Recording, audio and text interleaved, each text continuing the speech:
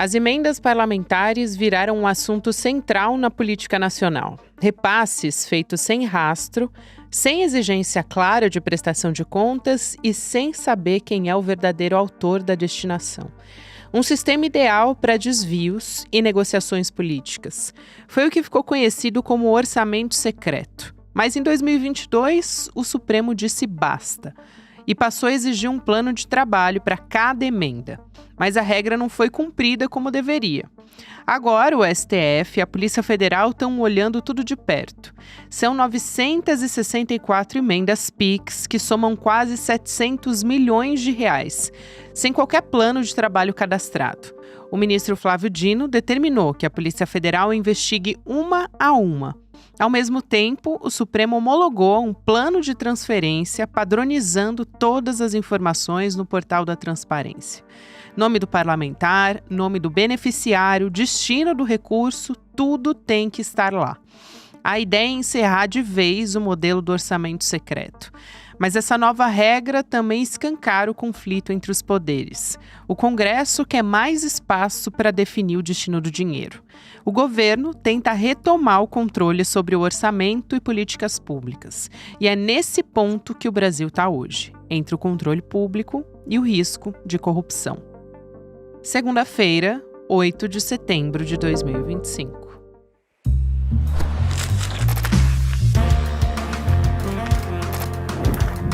Sou Gabriela Varela, esse é o podcast Detalhes, e aqui mais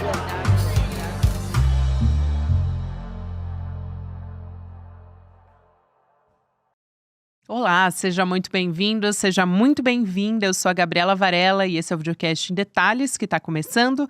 Aqui sempre com um convidado ou uma convidada, a gente analisa uma temática, uma notícia importante do momento de segunda a sexta-feira. Hoje eu vou conversar com a educadora Cléo Manhas, que é assessora política do INESC, o Instituto de Estudos Socioeconômicos. Cléo, é um prazer te receber aqui, seja muito bem-vinda. Oi, Gabi, boa tarde. O prazer é todo meu. Eu acompanho o ICL, gosto muito do trabalho que vocês desempenham e acho super importante, especialmente nesses tempos de democracia frágil, né? Democracias frágeis pelo mundo e no Brasil em específico. Então, é um grande prazer estar aqui no ICL. O prazer é todo nosso e acho que falando em democracia frágil, acho que essa conversa contribui muito nesse sentido de um caminho para fortalecer a nossa democracia, justamente. Eu quero começar falando sobre isso, sobre essas emendas impositivas, né, que são amparadas ao longo do tempo em fragilidade política do Poder Executivo. Então, a gente tem uma obrigatoriedade da execução das emendas, né, e o aumento desses valores com o passar dos anos de uma forma exorbitante. E tudo isso aconteceu de uma forma gradativa. A gente teve lá no segundo mandato da Dilma Rousseff, da presidente Dilma Rousseff, uma exploração por parte do presidente da Câmara à época, o Eduardo Cunha, que começou a introduzir essa ideia, né? E eu queria citar alguns dados aqui para o nosso começo de conversa, para a gente ter uma ideia. Em 2015, que é justamente esse contexto, cada deputado e senador tinha, sob o seu controle, 16 milhões de reais em emendas. E o governo tinha ainda o poder de não pagar nem um centavo, se não quisesse. E agora, recentemente, em 2024, cada deputado teve pelo menos 38 milhões de reais e cada senador 70 milhões, que é um aumento muito expressivo, né, Cléo? Além desse montante, tem as emendas coletivas, que são aquelas que são gerenciadas pelas cúpulas, né, das bancadas e do Congresso. Então, no total, vou pedir para a nossa audiência ficar aqui comigo. Eu sei que é uma numeralha, mas é importante para a gente começar a conversa. Porque no total, o Congresso manda em mais de 50 bilhões de reais ao ano. Se a gente fizer uma média ali por dia, dá uns 135 milhões de reais. Então, o poder orçamentário do nosso Congresso aqui no Brasil é muito maior, até tem comparações, por exemplo, com 11 países da OCDE. Como é que esse sistema, se você puder nos ajudar a explicar, como é que esse sistema enfraqueceu o executivo e acabou com esse presidencialismo de coalizão como a gente conhecia? Olha só, é estranho, né? Porque, na verdade, nós vivemos num sistema presidencialista, mas temos um parlamentarismo orçamentário. Mesmo que tenhamos tido uma eleição, um plebiscito, né, para que a população escolhesse entre presidencialismo e parlamentarismo, venceu o presidencialismo com uma larga diferença, mas a gente vem vivendo, especialmente, como você disse, depois de 2015, nesse parlamentarismo orçamentário. Porque, para as pessoas terem uma ideia, 50 bilhões significa 1/3 de todo o orçamento da educação, que atende toda a educação infantil até o ensino superior, todos os recursos que saem da União, né, do orçamento do orçamento da União para a educação, que atende o Brasil inteiro e que atende todas as crianças, adolescentes e jovens, e no caso do ensino superior, atende toda a população do ensino superior. O ensino superior, por exemplo, ele tem uma previsão orçamentária de cerca de 40 bilhões, ou seja, todo o ensino superior gasta menos do que as emendas parlamentares. E assim, de 2015 para cá, houve uma mudança muito significativa, porque além das emendas individuais, como você falou, que cresceu o montante significativamente, tivemos aí as emendas de relator, que era uma coisa meio esdrúxula e que o STF barrou. Porém, essas emendas essas emendas do orçamento secreto, elas migraram em alguma medida para as emendas de comissão e para as emendas de bancada. Já existiam emendas de comissão e emendas de bancada, mas não com essa característica. Por exemplo, antes de toda essa mudança, as emendas de comissão, elas eram pensadas de uma maneira mais estruturante, né? E na verdade, elas nem eram para municípios, elas eram emendas nacionais. Dentro de por exemplo, a Comissão de Educação tinha ali uma questão urgente que precisava de remanejar dentro do orçamento e um recurso maior, então a Comissão de Educação destinava aquela emenda para esse projeto estruturante. Da mesma forma, as bancadas estaduais. E agora nós temos esse retalhamento, tanto das emendas de comissão, quanto das emendas as emendas de bancada, né? As emendas dos estados. E esse retalhamento, ele foge muito do planejamento do governo, que foi aprovado pelo próprio Congresso Nacional, quando da apresentação do plano plurianual, que é aprovado a cada 4 anos. Então, a lógica de planejamento, ela ficou muito secundarizada pelas emendas, por esse volume enorme de emendas que cresceu exponencialmente de 2015 para cá. Isso é muito bom, Cléo, porque tem uma discussão que sempre é colocada pelo Congresso, né? Principalmente o Centrão, a figura do Centrão ali, que cobra um corte nos gastos públicos, e a gente está falando de orçamentos importantes aí, então eles querem revisão de benefícios fiscais. E já que aqui a nossa pauta é falar sobre as emendas, né, existe uma maneira, ou melhor dizendo, como é que se promove um ajuste fiscal, como se quer no Congresso, sem mexer nas emendas parlamentares?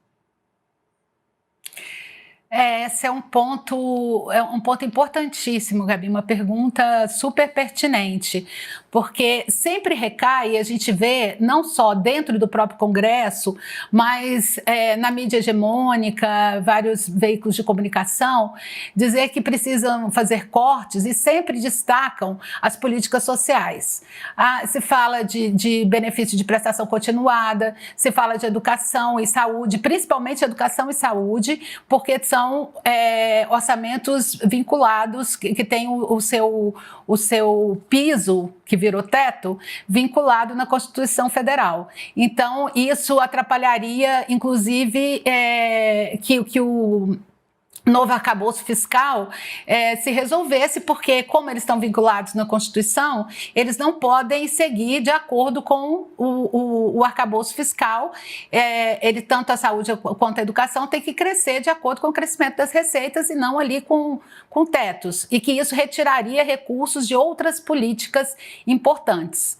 No entanto, não quando dizem que para fazer cortes, e vem inclusive do próprio Congresso Nacional, principalmente principalmente da oposição ao governo, que tem que fazer cortes, não se fala nada sobre as emendas parlamentares, esse volume gigantesco de emendas parlamentares. Aí pode-se dizer, mas 50% do total das emendas vinculantes e obrigatórias vão para a saúde. Mas vão para a saúde de que forma? Vão respeitando o planejamento e as prioridades impostas para a saúde? E outra coisa, tem ali respeitada uma regra populacional, por exemplo? Porque nós sabemos que há distorções enormes entre municípios, às vezes pequenos municípios que recebem muito mais recursos de outros municípios que têm o triplo, o quádruplo da população, ou seja, não estão dentro do planejamento e dentro dessa lógica dos ministérios e das políticas públicas de uma maneira geral.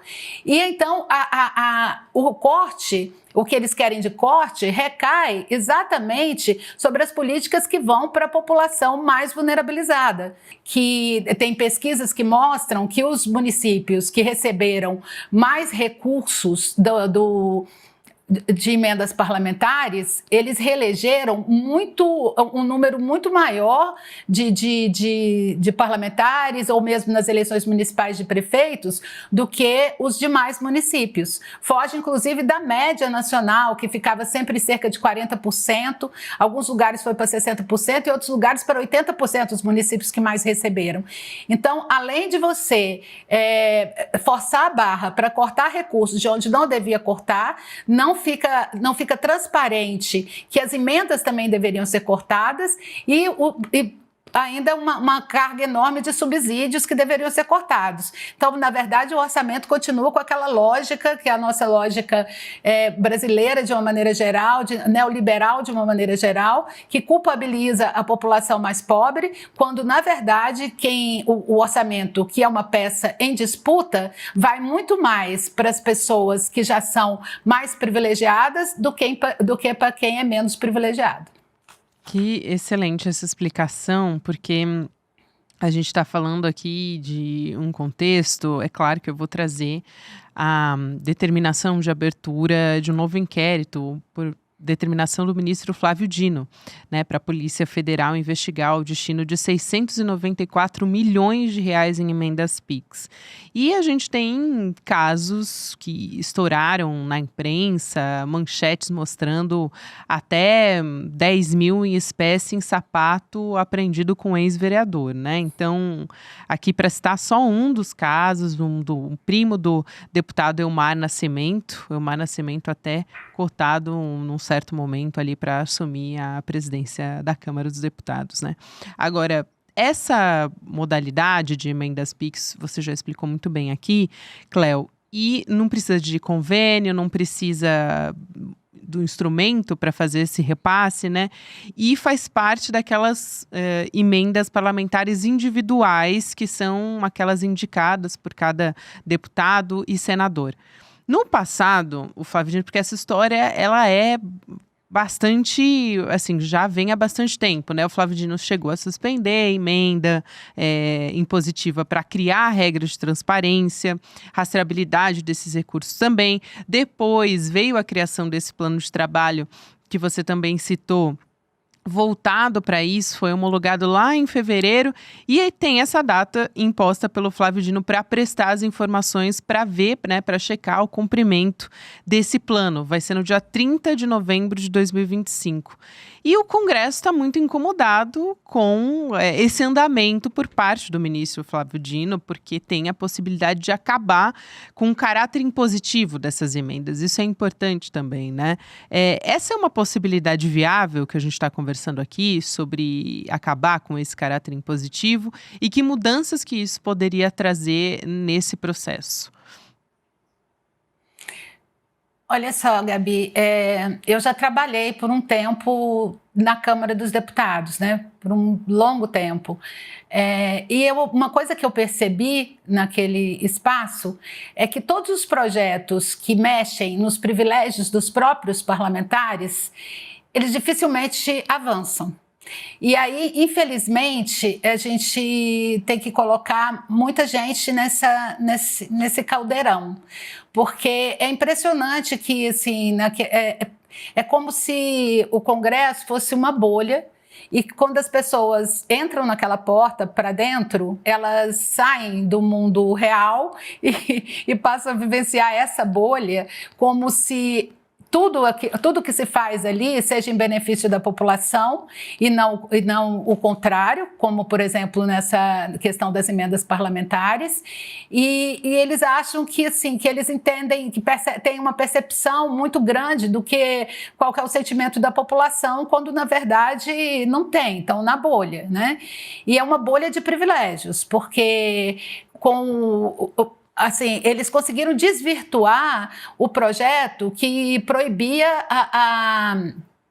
que empresas privadas, né, que financiassem campanhas. Aí, com isso, aumentou significativamente o repasse para os fundos partidários e significativamente as emendas parlamentares. É claro que eu não estou dizendo que uma coisa está intrinsecamente relacionada à outra. Aliás, elas estão relacionadas, mas não são consequências diretas das outras, mas fazem parte desse conjunto de ações para garantir que o Congresso, que quem está ali, quem entra, não saia jamais, seja eternamente reeleito e que você consiga, inclusive, também eleger seus filhos. O que nós mais temos dentro da Câmara hoje são herdeiros, né? Vários herdeiros, na Câmara e no Senado. Então, você acaba criando ali uma casta parlamentar meio intocável, porque eles criam mecanismos de privilégios que os mantêm no poder indefinidamente, né?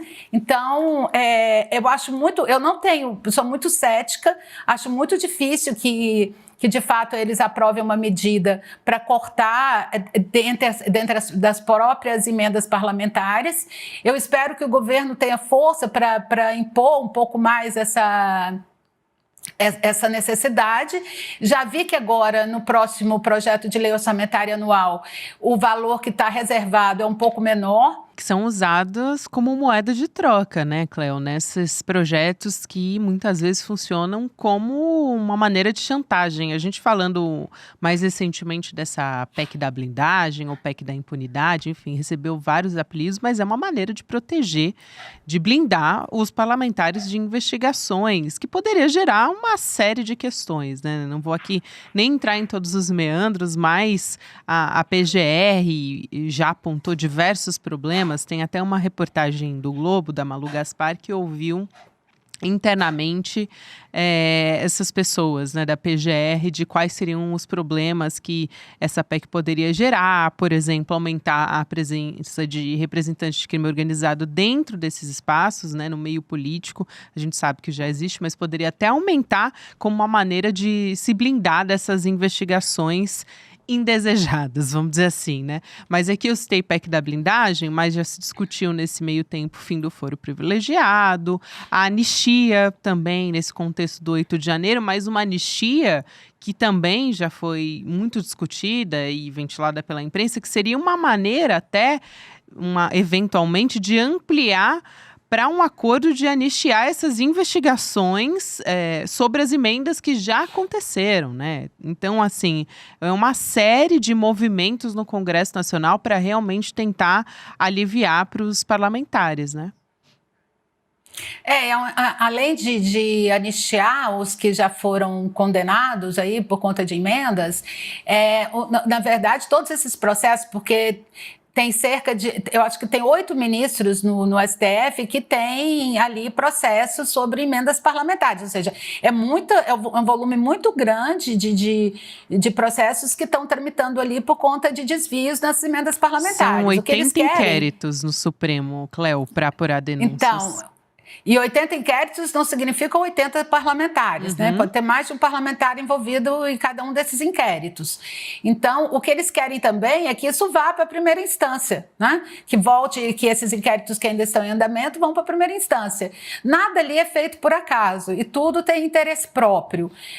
Chega a ser revoltante o descompasso entre boa parte dos parlamentares e a população brasileira a qual eles representam, porque os interesses próprios são pensados em primeiro lugar e não há nenhuma intenção em em melhorar, né, o uso do recurso, porque os parlamentares eles deviam estar fiscalizando, né, o executivo na execução do orçamento público. Mas o que eles estão fazendo? Eles estão brigando pelo seu próprio quinhão. E, de fato, como você falou no início, virou uma moeda de chantagem, porque antes era uma forma também de o executivo negociar votações importantes, de projetos importantes que eles queriam que fossem aprovados no Congresso Nacional. Antes, que eu estou falando lá antes de 2015, né? Agora virou uma chantagem ao contrário, né? Não que, assim, a negociação, ela é importante e ela é saudável desde que seja transparente e que a gente consiga perceber todos os interesses ali envolvidos. Mas a forma como as coisas acontecem é chantagem mesmo, né? Chantagem parlamentar o tempo inteiro e os parlamentares julgando que eles podem, que aquele recurso pode ser utilizado por eles, porque afinal de contas eles foram eleitos por uma pequena parcela da população e eles foram eleitos por uma questão específica, né, para representar os seus estados ali em questões específicas. Eles não foram eleitos para governar o Brasil. Então é muito difícil que a presidência da República ou que o poder executivo não tenha nas suas mãos o poder da execução do orçamento e esteja à mercê dessa chantagem parlamentar. É surreal, porque eles usam uma justificativa, e acho que já se extrapolou muito isso, né? Que é de que as emendas, elas são usadas exclusivamente para chegar ali nos rincões do Brasil, né? Para atender necessidades básicas, enfim, levar saúde para esses municípios. E a gente sabe que, na verdade, já se extrapolou isso muito. Não dá para falar até sobre esse papel do Flávio Dino, né, sem falar do acirramento entre os poderes justamente por conta disso. É uma queda de braço bastante pública e o que os parlamentares alegam, aqui só para dar um nome mesmo, até o presidente do Senado, Davi Alcolumbre, ele já disse que criminalizar a emenda agride a democracia. Depois que o Dino determinou essa última investigação que a gente estava conversando aqui, né?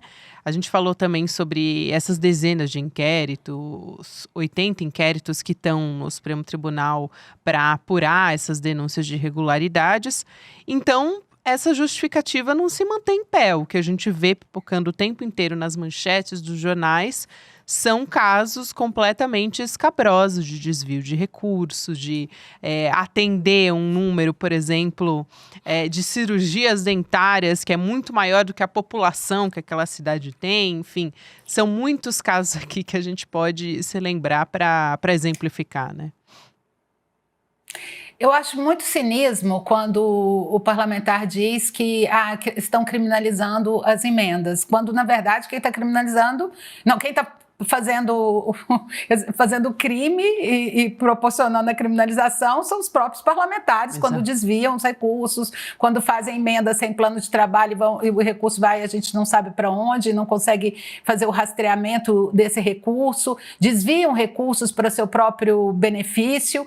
Então, assim, nós, população, imprensa, poder judiciário, o que juntos estamos tentando fazer é mostrar que isso não pode continuar dessa forma e que eles precisam ter mais responsabilidade sobre o recurso público de todas as pessoas, de todas as brasileiras e brasileiros, e que isso precisa ser distribuído de acordo com o planejamento e de acordo com as regras já estabelecidas pela Constituição.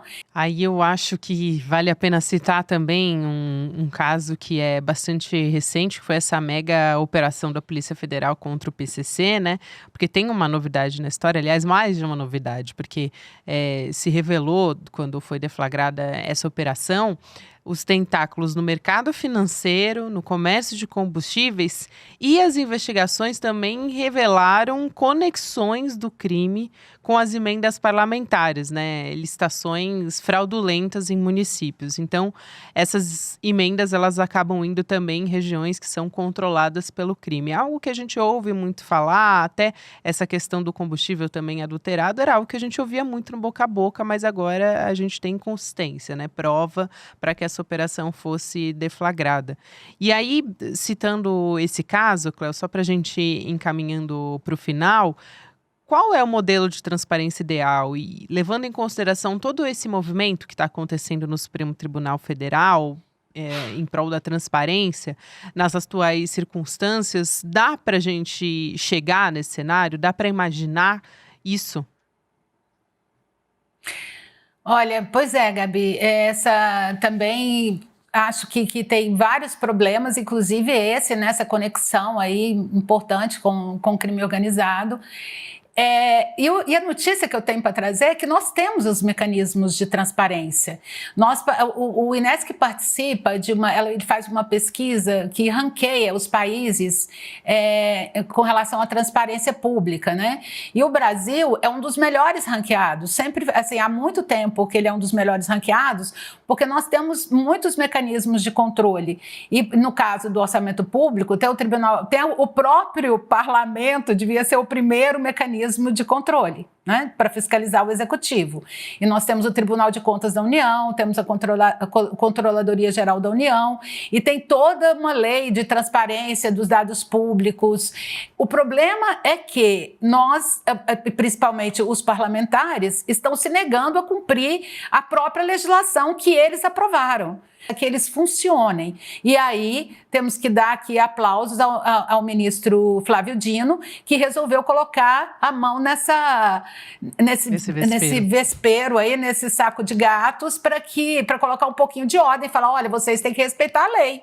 É simples assim, porque nós viramos esse país que nós temos que dizer que é preciso respeitar a lei. E que, às vezes, falar de respeitar a lei, muita gente diz que a gente está impedindo a liberdade de expressão, né? Estamos nesse momento do nosso país. É incrível, mas é verdade. É verdade, Cléo, e acho super importante você trazer essa observação aqui, porque a gente precisa encontrar uma maneira de garantir, né, de chegar na aplicação dessa transparência. Então, quero muito te agradecer aqui, foi um prazer te receber, foi muito didático para a gente entender melhor esse cenário e também continuar monitorando e acompanhando como sociedade também. Obrigada demais.